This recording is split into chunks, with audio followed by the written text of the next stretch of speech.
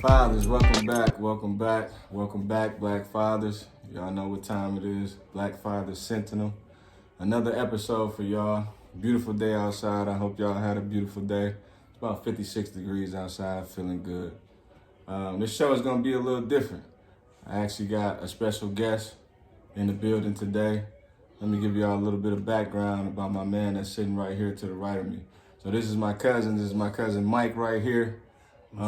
We go back a long way. My older cousin from back in the day, and just to like, older, man. yeah, a year older, whatever he like to say that, but y'all know what time it is. Big cousin still at the end of the day. So just a little bit brief history, and then we're gonna tie it all in. We're gonna get into the interview. So when we was younger, Mike grew up with his father. That's no doubt. That's Big Mike Senior. I used to go over there and spend the night. The man got the best pancakes in the world. Fire off top. I know y'all think y'all know pancakes, but y'all don't know pancakes unless y'all had Mike Senior's pancakes. That's without a shadow of a doubt. As big as your face. Man, going crazy. and how big they was, you still wanted more. Like, man. So he used to go down over there. Mike had all the latest video games from Atari, Nintendo, and the man had all the music in the world. That's when CDs was popping. He had this catalog book with all the CDs going crazy. Any genre of music that you want to listen to, he know all about it. So he grew up with a father. Like I explained to y'all in the intro video, if y'all haven't checked that out, go check that out. I grew up without a father. So just going over there and being around that masculine energy with his father, that was always good for me. You know what I'm saying? Whether his dad told me to take out the garbage or mow the lawn, and you would hate to mow that lawn because Mike had like 5 acres back there. Man. And you talking about push lawnmowers back in the day. You did not want to do that. That was like a punishment if you had to mow that lawn. But anyway, Mike got a different situation, y'all, and I'm glad he's here to speak on it. So just a little breakdown. Mike is actually a single father, you know what I'm saying? Not by choice, but it just quite naturally just happened like that. So he has a beautiful little daughter named Lauren, and he's doing all this by himself. So, man, I'm so excited to have him on this show, have him on this channel. I got a little notes that I've written down, some questions that I would like to ask him that I think that y'all want to hear. So, you know, without further ado, welcome to the show, Mike. How you doing? Man, appreciate you. I'm good, brother. What's up, baby? Man. No doubt. All right, so we're going to get right into it. Let's just go right in. So I explained the background a little bit. Y'all know what time it is. I'm going to hit him with this question first. So I would say, like, you know, what's the hardest part? You know, you got a daughter. She's young right now. She's 2 years old. What's the hardest part about being a single father? She 3. My apologies. And Time flying. Yeah, man. But the hardest, what did you say, the hardest part about being a single father? Yeah.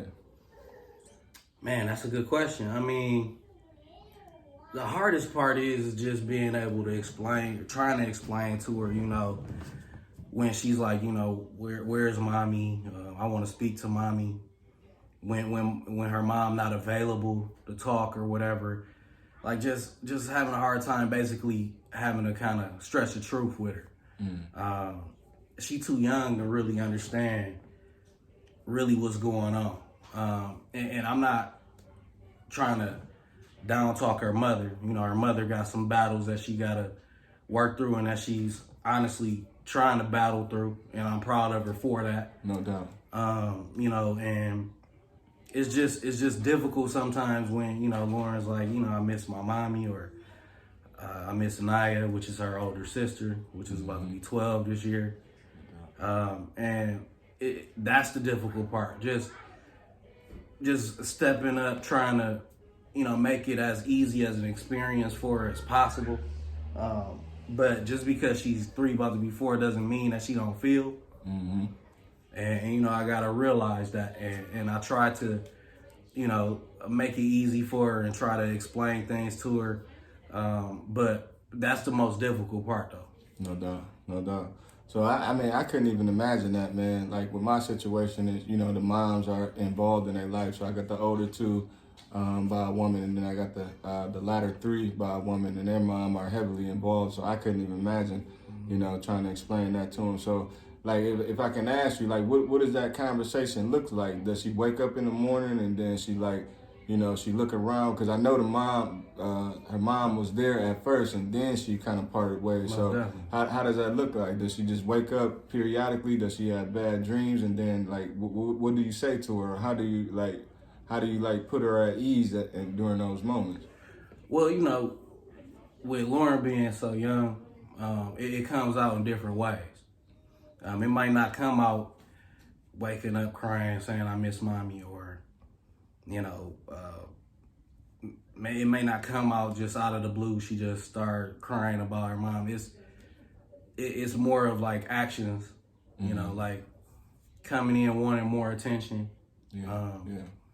Very sensitive, but my baby been sensitive forever. You know, she's just a really sensitive person. She's an emotional person, and I have to also, you know, recognize that and really, what word am I looking for? Work through that with her, and be sensitive to that. Me being a man, it's a little different how you have to approach your little girls. Right. You know, if it was a little boy, you'd be like, hey man, you know, chill out, man, come talk to daddy, you know, woo woo woo. But with her, it's more of hugs and just letting her talk it out. So when it is one of those situations where she missing her mom or her sister, it's more of either A, she'll say it, you know, I miss my Naya, or I miss my mommy, and that kind of pierces my heart when that happens, because it's fault, but I don't like, at this point, when as I have my baby, I've grown in my thoughts and my feelings about it. No doubt. You know, us as humans, we all got our vices, we all got our problems, we all got issues that we have to deal with. So I don't like to think negatively about that situation and put fault solely on anybody. The situation's messed up, but when I talk to her about it, I you know, frankly, I kind of lied to her a little bit, and I feel bad about it, because I feel, and I may be wrong, but I feel like she's too young to really understand the truth. So when she says that, I say, oh, well, Naya's at school. You know, we'll call Naya tomorrow. Or if we tried to call mom and mom didn't pick up, I'm like, oh, mom's at work. We'll try again tomorrow. We'll try again later. And she usually takes that well, and she walks off happy and run off and play with her toys or whatever she was doing. But, you know, when she's having a difficult time, all I can do is just shower her with love, with hugs, and say, daddy's here, daddy loves you. I even let her know that mommy loves you, because she does. I could never talk down about her mother and her mother's love for her children. Her mother loves her and her sister dearly. It's just that, you know, this is the time she needs to use to just get her self together. So then, therefore, she don't have to, you know, have them experience this any longer. So that's how I handle it, and it may be wrong, but I just feel as if this is a very delicate time in a child's life, from baby all the way up to about 5 or 6 years old. You got to really be delicate, especially if they've already seen terrible things at a young age between you and the other parent. You kind of want to just be delicate. So in that way, that's how I handle it. I handle it with, you know, a little bit of a fib. It's not a terrible lie. You know, it's not, oh, mom's at work and she really not. She may be at work. Right. Or, you know, mom may just not be feeling it. She may feel down about it. Like, man, I'm way over here and my daughter way over there. And I feel terrible. So she may not want to show that to her daughter on how she feeling. So, like I said, as I grew, I understood that, and I kind of just deal with it in that way. No doubt, man. And I think, like, I tell you all the time, like you and it's a beautiful situation. I know sometimes it get hard. I know you have your up and your down days. But no, it's a commendable thing that you're doing. Like, a lot of fathers, we don't have that that option. Not saying that we would quite naturally take that option, because even when you explained before, like, you don't get no days off. You know what I'm saying? Like, and for those who don't know, as he's speaking about the other parent, we live in Milwaukee, Wisconsin. The other parent is in Tennessee, right? So it's not just a simple phone call, come pick up the baby, or I'm on the way to drop the baby off. It's none of that. So that makes it even more tougher. But again, man, like, you're doing a hell of a job. I definitely wanted to tell you that. You already know how I feel about that. And you know how when me and you talk, if there's anything that you need from me, I'm always here, man. So that's dope, man. You doing your thing. Another question I want to ask. I know, like, so when I wake up and, I'm at the house with the kids, the mother's there, a typical day for me, I wake the kids up, get the boys up, get the girls up, make sure everybody get dressed, y'all get y'all clothes ready at night, so we can have a smooth morning. Like, what's a typical day for you? Like, I know she in school right now. I know you working. Like, what's a typical day as a single father raising a young daughter? Well, I wake up, and I wake up early. When they little like that, they wake up like they gonna miss something. So she wake up about 6:30, 6:45 at the latest, every day. It don't matter if it's Sunday, Monday, Saturday. It don't matter. Faithfully. And what I do is I'm still, kind of enforcing the potty training situation. Oh yeah. So I tell her right away, hey, go ahead, get in the bathroom, use a potty. We do that. We do all of the hygienical things. Brush teeth, right, wash the face, get her dressed. She's in a K3 program in a Montessori school, and as you know, Montessori school is not a traditional school, right. so More hands-on. Yeah, so as I'm driving her to school, I just kind of give her affirmations. I tell her that she's beautiful, that she's smart, that we're gonna have a beautiful day today. We're gonna have a good day today, and I just speak life into her while we ride to school, which is like maybe a 7-minute drive, just to make sure that her day start off correct. Yeah. And it's obviously working, because her teachers, when they see her in the morning, they're like, I call her Smiley, and I just don't want to ever see her. I don't think I ever seen her not smile, to be honest with you. Yeah, she's a happy baby, man. She's a happy child. And they say they don't want to ever see her, have a bad day, and I'm like, I can second that. I never want to see her have a bad day. For sure. As I drop her off at school, which is around like 8 in the morning, then I have to go right back home. I work from home, which is a blessing. Right. Because if I didn't, it would be a difficult situation. Right. Because as you stated, I'm doing this all alone. Like, now, don't get me wrong. I got some warriors in my corner. You know what I'm saying? Right. I got Patrice, which is our RIP, our cousin Larry, the mother of his firstborn, I believe. I think Serenity is firstborn. Yeah. And Serenity also, they watch her from time to time. And then she has a godmother by the name of Crystal.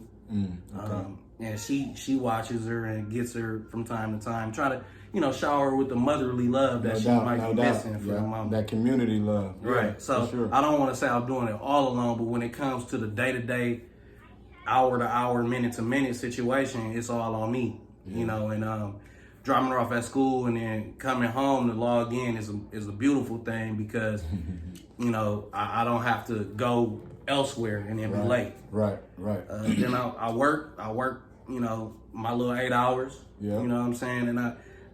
And that's another thing. I know this is off topic, but really not off topic. But me working these 8 hours, I'm trying to figure out a way to where I don't have to give somebody else my 8 hours. Because what it's doing is it's stifling my creativity. It's stifling, my thought process on how I can do better for me and Lauren. And provide other avenues for Lauren. Because, as you know, we not going to be here forever. I lost my mom in 2009. And she used to preach that to me and my brother Corey all the time. Her and my dad. Like, we not going to be here forever.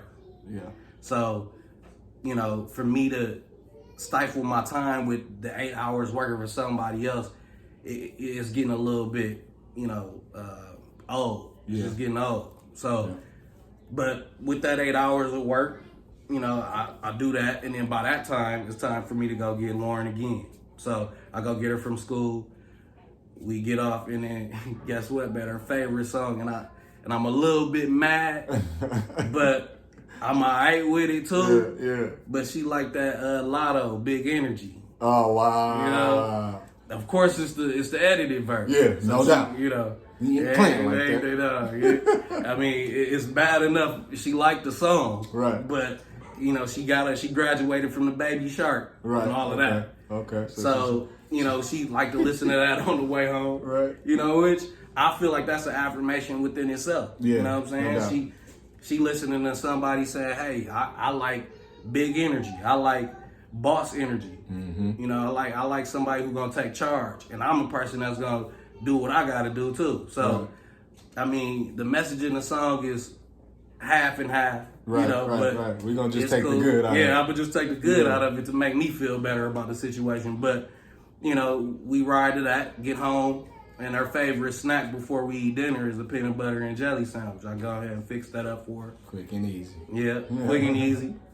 And it's putting some weight on her. Right. You know, her mom little, she little. So I'm just trying to help her, you know, progress in her growth. Right.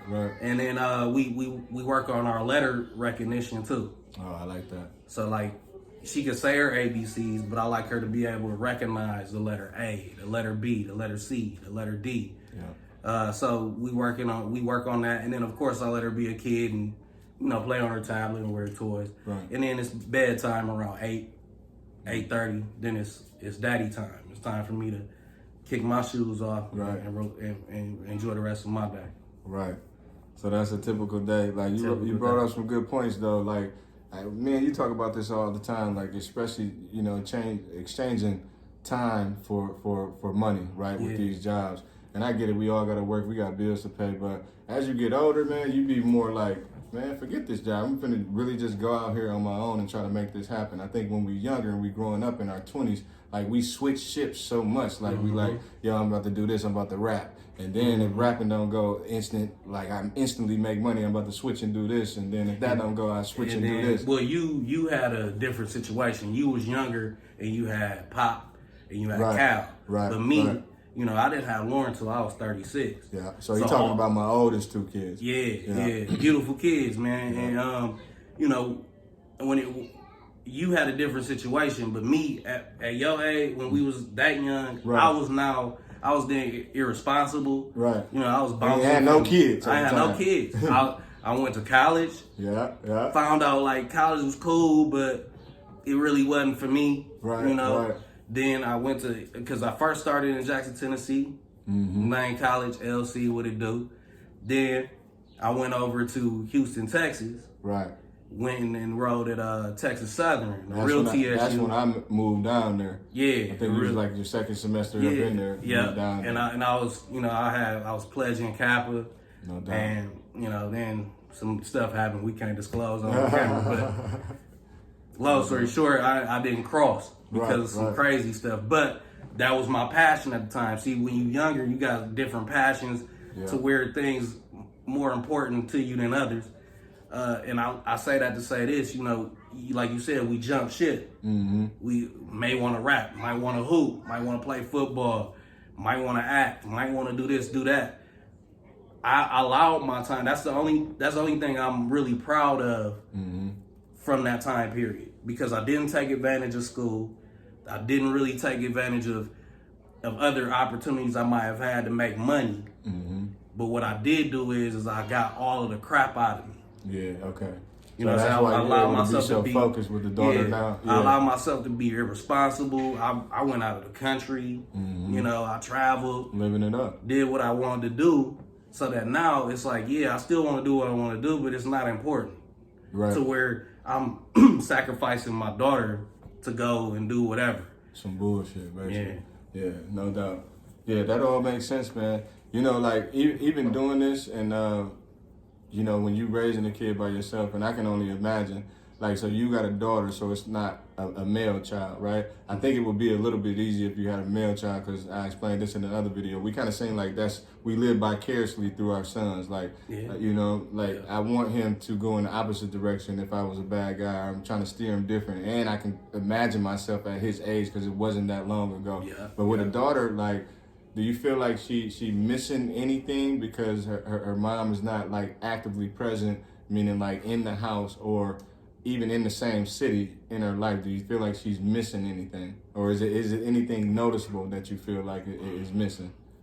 I say this to a lot of people. The only thing that she's missing is that motherly woman energy. Mm-hmm. You know, me as a father, I love her down. No but I'm a man. I give her man energy.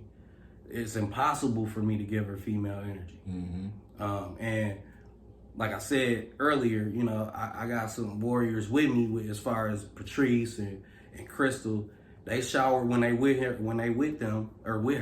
They shower her with motherly love, but it's not the same. Right. So I think that's the most that she really missing out on. Everything else, we got a huge family, so she's not missing family. Right. You know, she missing a grandmother. Yeah, because you know, she got a step grandma.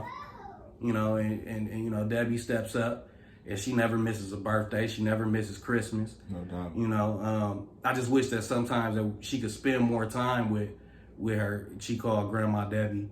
Mm-hmm. I wish she could spend a little bit more time with her. But Debbie's busy with my dad.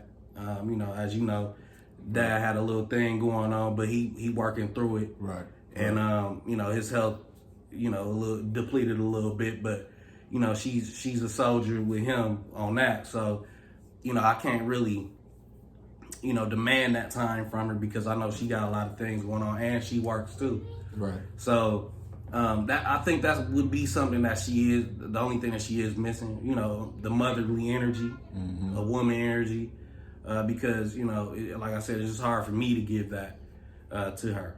That's understandable because they definitely need that balance, man. Most definitely. Because otherwise they're going to try to overcompensate for something, or she might be shy or timid, mm-hmm. or whatever the case may be. So definitely need that balance in there. And I explained that before, like a single mom, I get it. I'm giving y'all praise, the ones who have to do what they have to do, but you just can't raise a man to be a man because we need that man energy. So that's basically all we're saying. We're not trying to shut y'all down. No, because and to the single mothers, you know, I totally understand.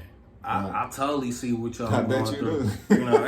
You know, even beforehand, I mean, I understood. I just didn't know. Now it's personal. Now it's personal. Yeah, it's a personal situation. Now, when I see a single mother, you know, rocking and rolling, you know what I'm saying? I'm like, she's a strong woman. She's doing her thing. Sure. Now, you know, whatever the situation is, if the father not involved, you know, that's something that you got to figure out. You know, but you know. My advice to a single mother, just like the advice was to myself, if you are still in contact or communication with the other parent, you know, you got to give them grace. You got to give them some understanding. Sometimes it's hard because of maybe the way the person is, or, you know, maybe what the past brought up, you know, but what we have to do as adults, and really, frankly, and I'm not about race or nothing like that. You know, that's not my emphasis at all. But since we are specifically talking about black fathers, us as black people, we need to be able to forgive. Mm-hmm. You know, we don't forgive each other. We so hard on each other. You know, and for you to have a good co-parenting relationship and good communication, you gotta forgive what went on back then. You know, if it was some cheating going on, or drug use, or alcohol, or you know, just a fights all the time, whatever the issue may have been between you and that man, or vice versa, you and that woman, then you have to be forgiving of that because people grow. Mm-hmm. And that's why I told you earlier, you know, I can't put blame on just mom, or I can't put blame on just me. Mm-hmm. We both played a part in the situation. Right. So, you know, I always not always. I came to recognize that I need to give grace, and I need to give understanding, and I need to be able to forgive. And I think she's done the same. We had better communication as of lately, so I think that has worked for us. Mm-hmm. And also therapy, counseling. Mm-hmm. It ain't nothing wrong with that. Right. I've recently tried to be in a relationship, mm-hmm. and counseling and therapy is important for both parties. Right. I took about a year and a half to kind of get myself together. When I started talking to this one person, I don't feel like she took the time to get herself together and heal. I was paying for other guys, mishaps, right. and that's just not how I roll. And also, as I've grown, like I said, I became a person of understanding and giving grace. I just don't handle certain situations that, like everybody else may think I should handle situations. Yeah. I'm a cool and calm and collected type of person. Mm-hmm. I don't like drama. I don't like arguments. So that's my thing. When it comes to Black parenting, we need to be able to forgive. We need to be able to give each other grace, and we need to be able to communicate effectively. If we not doing that, then all we doing is hurting the kids. Right. We broke up and we're not together for a reason. Cool, boom, you put that to the side. Now you talking about these children. And you got to do everything you can possible to make these children happy and have a great life. No doubt. No, hey, I hope y'all taking away some of these pointers right here, because he actually said some key things in this video, man. And this is a dope conversation that we have right here. Now, you mentioned time, right? Mm-hmm. So I gotta ask this definitely for the audience and for the people, the subscribers on the channel. Now, you're doing all this, you're taking care of your daughter. You walked us through a typical day. Like, when do you find time for yourself to do things like, extracurricular activity? I know me personally, I don't want to be in the house all the time. How do you find time to meet babes or just go out, have a drink, or chill with your guys, or whatever the case may be? How do you find that time, being that you're a single father? Well, you gotta be shifty with that situation. Shifty. Yeah, man. You gotta, like I said, I got some warriors in my corner. Yeah. You know what I'm saying? I have her godmother. I have, my cousin and her daughter. Mm-hmm. I have other family members. I got Taya. Taya is available. No doubt. They love Lauren. Mm-hmm. Because Lauren is just like me. She's just real cool and laid back. She not a problem. Right. So, like, when it comes to me time, I just I gotta plan. I gotta, like, if it's Monday, I need to be asking about what I'm gonna be doing on Saturday. Right. Because, other people, they got other kids, they got kids, they got things they want to do. They want to go out with their husband on date night. They want to, and, I don't want to forget my aunt, because my mother has a best friend. Right. By the name of Sharon. Gotcha. Her and her sister Larissa and her husband Tracy, Larissa and Tracy, are God sent too. They help out too. Nice. They're like angels around. Yeah, they're like, even they not blood, they blood. That's my aunt and that's my Uncle Tracy. You know what I'm saying? Aunt Larissa and Uncle Tracy and my Aunt Sharon. No doubt. She like my second mom. You know her. You know about her and her kids, Juniors, Melvin and Fred. For sure. They all been in my life since Huggies.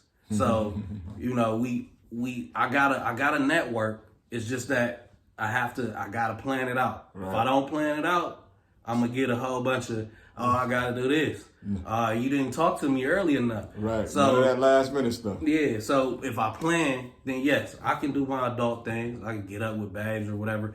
I wasn't really out here looking for women. Like I said, I was trying to do this relationship situation. Right.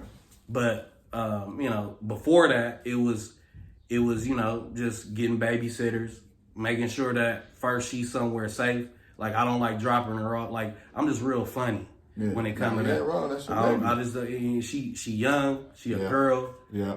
It's weird kids, it's weird adults, it's weird women, it's weird men.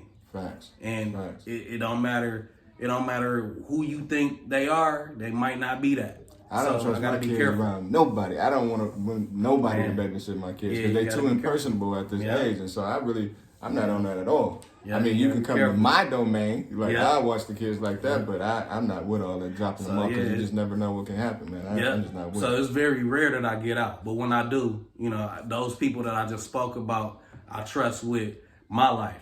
You know, most of those people watched me when I was little. You know, so I trust them. I trust them with my life. So when that does happen, you know, then I can get out, catch a movie, go out to dinner, you know, do whatever I do. But it's far in between when I'll be able to do that though. Like right now, Lauren with me right now, and it's Friday night. Usually, you know, I put a status up on Facebook. I was like, usually Friday night, I'll be pre-gaming, ready to step out after work. Yeah. But instead, me and Cuz, you know, I hit him earlier today, and I said, "Hey, what you on?" And he said, "Hey, man, you know, I'm gonna just work out. I got my baby girl here," and that's what I was on. You know, it wasn't about, oh, let's go to Ricky's or whatever the heck we used to do. You know what I'm saying? It's like, let's get on these weights. Let's get back. I got to get healthy because I know that no matter if I'm raising Lauren alone, in which I don't plan that that's going to be forever. I really, truly feel like mom is taking this time and she's being productive with this time. I really feel that. And this is not going to be a long situation. We'll be able to co-parent and do what we need to do later on down the line. But I just know that just me being her father, I need to be there as long as possible.